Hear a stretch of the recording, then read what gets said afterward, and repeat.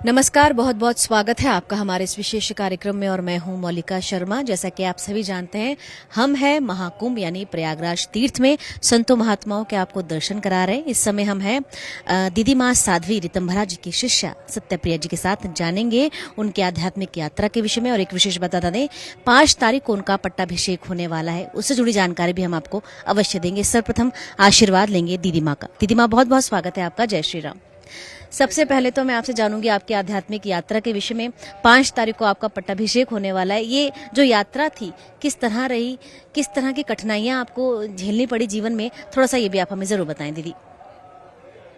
मेरा सौभाग्य है कि मुझे जिन चरणों का प्रसाद प्राप्त हुआ, उन्होंने देश में इतना काम किया कि उनका नाम किसी परिचय का मोहताज नहीं है। मेरे पूज्य दादा गुरुदेव प्रातः स्मरणीय साई वंदनीय युग गुरु स्वामी परमानंद गिरि जी महाराज, जो राम जन्मभूमि जो अपना ट्रस्ट है उसके वो सदस्य हैं, और पूज्य दीदी माँ जब इस भारत के अंदर हिंदू का रक्त शांत पड़ा हुआ था, तो उस रक्त के अंदर ज्वार पैदा करने का कार्य किया था कि वीर शिवाराणा प्रताप का गूंज उठा वो नारा है, कहो गर्व से हम हिंदू हैं, हिंदुस्तान हमारा है।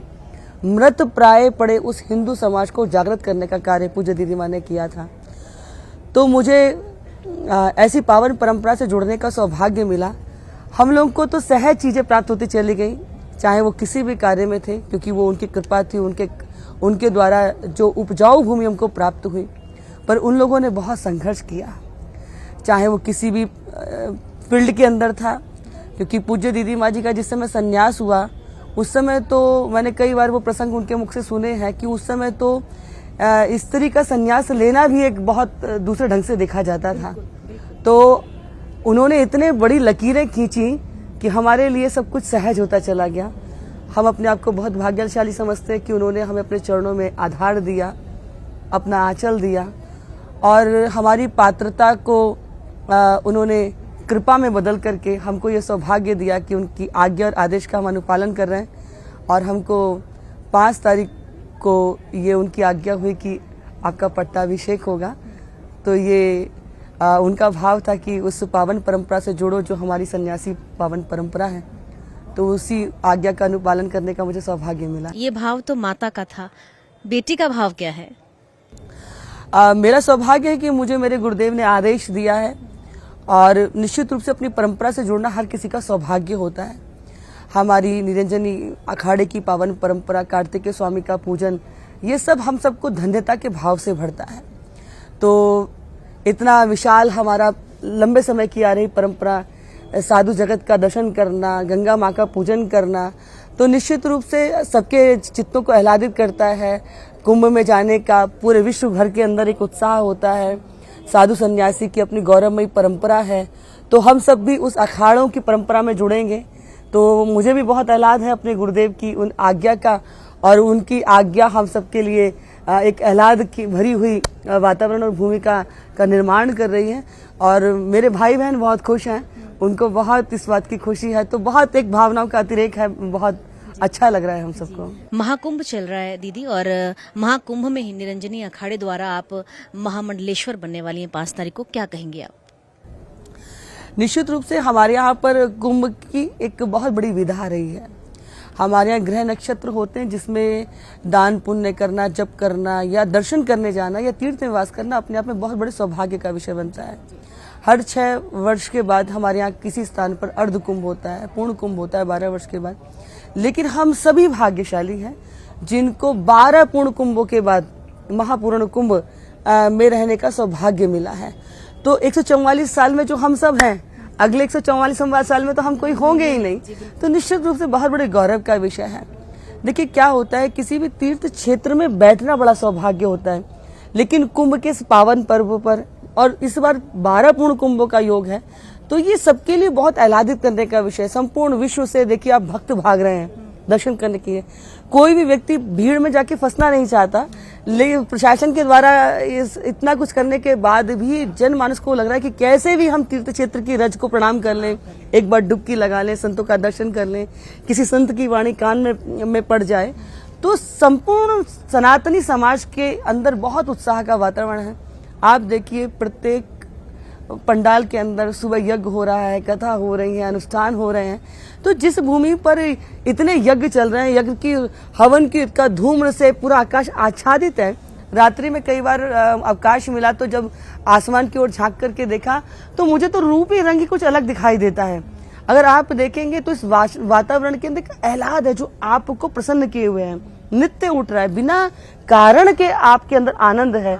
तो ये हमारे पावन पूर्वजों की बहुत बड़ी परंपरा है और हम भाग्यशाली हैं कि हमको इस महापूर्ण कुंभ के अंदर कल्पवास करने का सौभाग्य मिल रहा है। तो दीदी, जिस तरह लोग यहाँ पर आ रहे हैं महाकुंभ में, वो किस प्रकार लाभ लें इन दिनों का, वो भी बताएं आप। देखिए, मैंने अपने गुरुदेव परम पूज्य दीदी माँ साध्वी ऋतंभरा जी, उनके मुख से कई बार सुना है, शरीर की अपनी गतियां हैं, जो भी हमने ये पंच भौतिक तत्वों की काया धारण की है, सब जानते कि नाशवान है, लेकिन मुझ में भाषित वो चेतना, उसका जन्म नहीं होता तो मृत्यु कैसी है।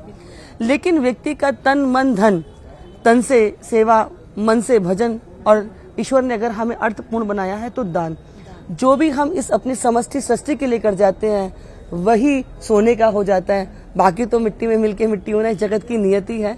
तो जितना अधिक हो सके हमें ईश्वर ने जैसी भी हमें स्थिति दी है। देखिए, कई बार व्यक्ति को लगता है कि मेरे पास धन नहीं है, मेरे पास तन नहीं है, मैं कैसे सेवा करूं। पर पूज्य दीदी माँ इससे एक बहुत अलग निराली बात कहते हैं कि आपके पास तन नहीं है, आपके पास धन नहीं है, पर ईश्वर ने मन तो दिया है ना, आप भजन करो। कोई श्रेष्ठ कार्य कर रहा है उसको आशीर्वाद दो कि प्रभु इसको और आगे बढ़ाए, ये देश समाज के लिए कुछ कर सके। तो आपके पास आशीर्वाद के खजाना तो है ना। जब आप अपने लिए मांगते हैं तो आप दीन बन जाते हैं, लेकिन अब जब दूसरों के लिए करते हैं तो आप महान बन जाते हैं। तो हमारे पास बांटने के लिए बहुत कुछ है।